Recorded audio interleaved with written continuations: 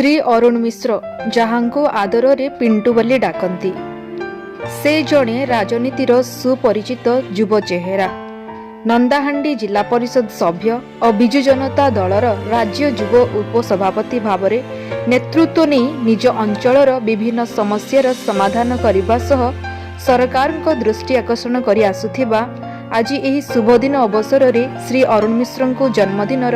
हार्दिक अभिनंदन जनामी आपणक स्वास्थ्य एवं समृद्ध कामना करुछु जेपरी आगामी दिन में निज अंचलवासी सेवा और सहायता करि चलिबे।